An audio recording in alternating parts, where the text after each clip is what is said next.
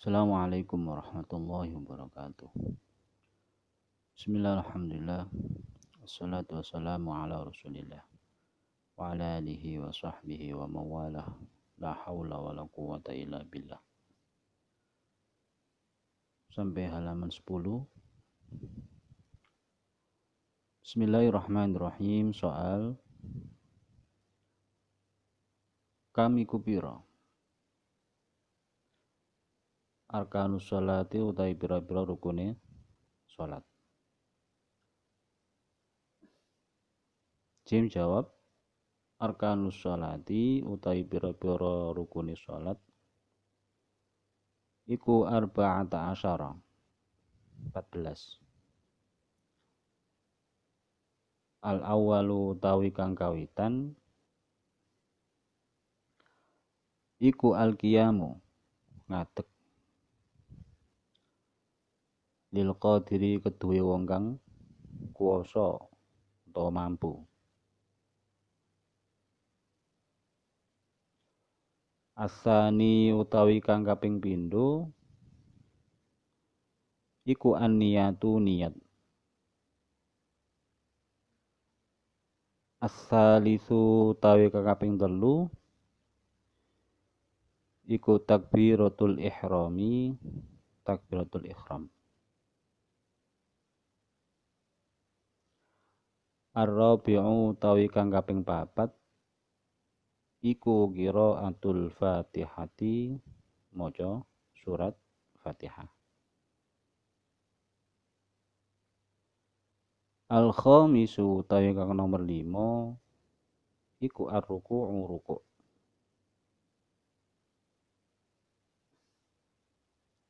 As-sadisu utawi kang nomor 6 iku al-i'tidalu, i'tidal. As-sabi'u utawi kang nomor 7 iku as-sujudu, sujud. Langsung saya terjemahkan. Soal berapa rukun sholat? Jawab, rukun sholat ada 14. Yang pertama, berdiri bagi yang mampu.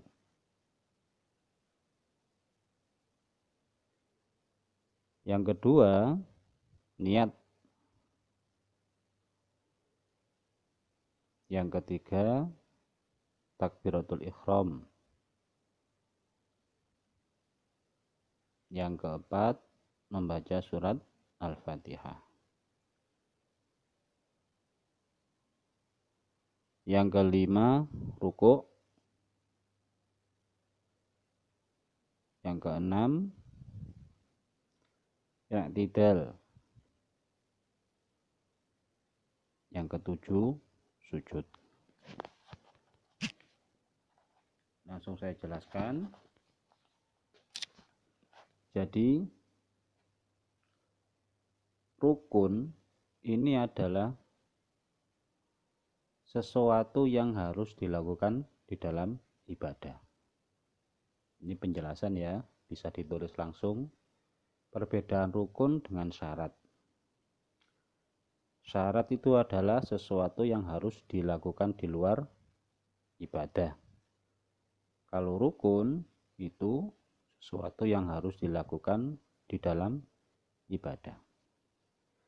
Syaratnya sholat apa saja? Itu yang sudah kalian pelajari di madza yalzamul mutawaddi'u idza arada ay yusalliya. Ya, ada 4 itu. Syaratnya sholat yaitu suci, zahir batin.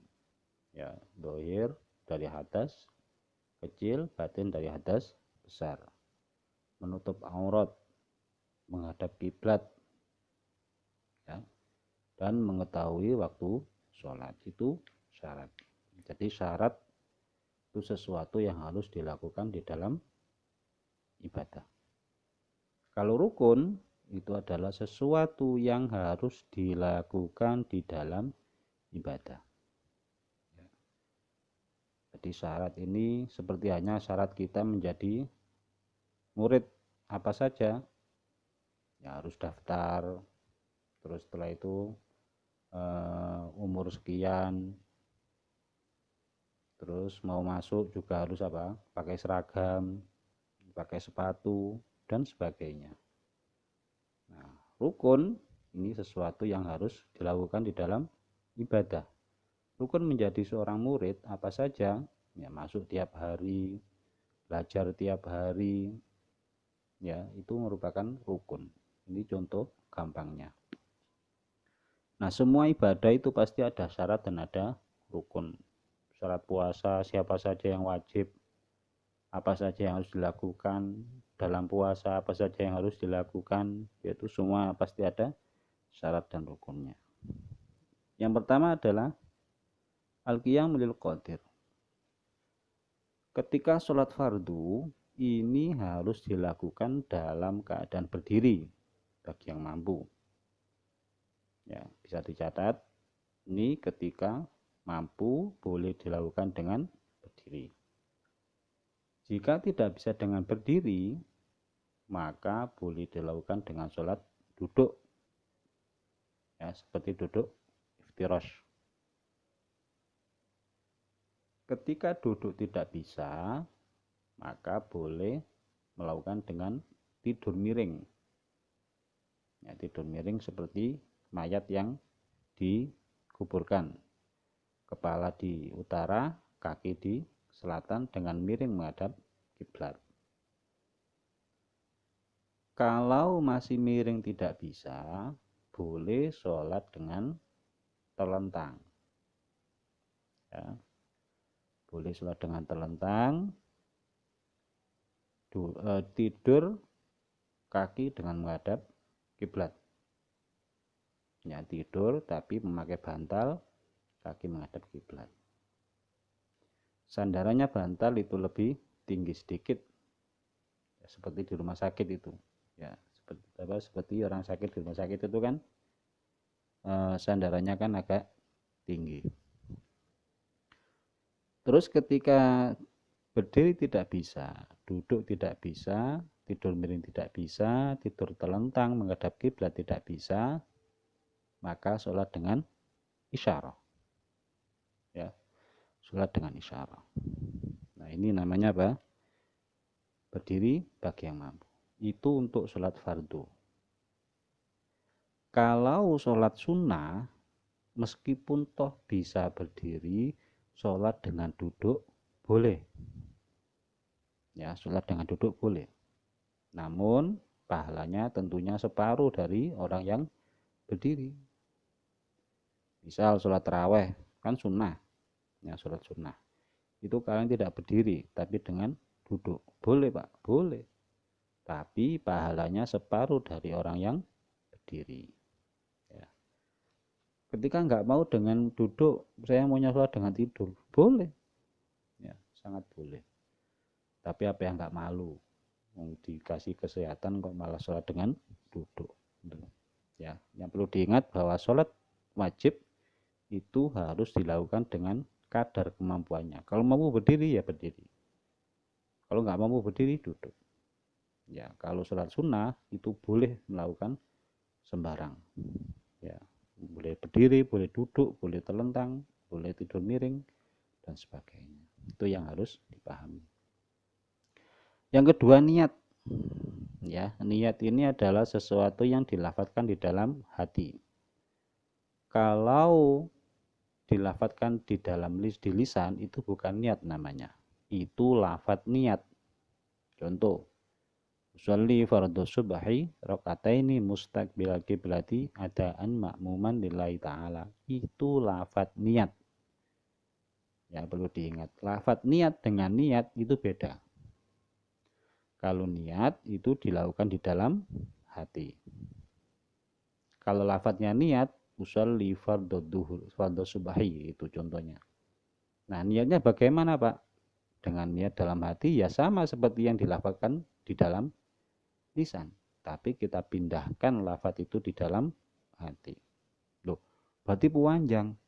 biar tidak panjang, di dalam hati kita itu kita sambil mengucapkan saya menyengaja sholat subuh fardu karena Allah. Fardu karena Allah. Makmuman lillahi ta'ala. Itu sudah cukup. Ya, itu beda lafadz niat dengan niat di dalam hati.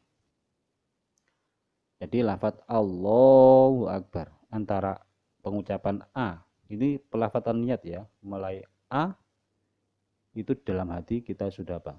Ketika kita melafatkan A, baru di dalam hati kita masukkan niat. Niat ingsun sholat subuh fardu krono Allah makmum. Ya, niat ingsun sholat subuh fardu niat ingsun sholat subuh makmum fardu krono Allah lillahi ta'ala. Baru Allahu Akbar, baru bar setelah itu ya. Jadi antara lafaz Allahu Akbar di tengah-tengahnya itu kalian masukkan niat. Itu susah Pak. Iya. Kalau dilatih nanti nggak susah. Kalau nggak pernah dilatih pasti susah. Jadi pelafatan niat di dalam lisan itu memudahkan kita untuk melafatkan di dalam hati. Jadi sebelum sholat usolli fardhu subahi itu lafaz niat. Niatnya bagaimana? Niatnya di dalam hati. Niat ingsun sholat subuh makmuman fardu krona Allah lillahi ta'ala. Baru bar setelah itu. Jadi antara lafaz Allahu Akbar di tengah-tengahnya itu ada niat. Terus takbiratul ihram. Ya. Lafaz Allahu Akbar itu takbiratul ihram. Ya, kenapa dikatakan takbiratul ihram? Itu barang yang asalnya halal itu menjadi haram. Atau takbir penghormatan. Bisa dikatakan dengan takbir mengharamkan. Mengharamkan dari apa? Yang sebelumnya kita makan adalah halal, maka ketika sholat mulai Allahu Akbar kita tidak boleh makan. Yang sebelumnya kita boleh ngobrol, ketika sholat Allahu Akbar kita sudah tidak boleh ngobrol. Yang sebelumnya kita boleh tolak-toleh, ketika lafaz Allahu Akbar sudah dilafadzkan, maka kita tidak boleh tolak-toleh di dalam sholat. Ya. Dan yang lain-lainnya, makan, minum, dan sebagainya. Ya, jadi khusyuk ketika sholat. Yang keempat yaitu qiraatul fatihati. Membaca surat Al-Fatihah. Nah, ini wajib. Yang kelima ruku. Ya, setelah Fatihah baca surat itu sunnah. Iftitah, doa iftitah itu pun juga sunnah. Terus ruku, ya ruku membentuk 45 derajat ya. 90 derajat ya. 90 derajat. 90 derajat orang ketika ruku. Ya.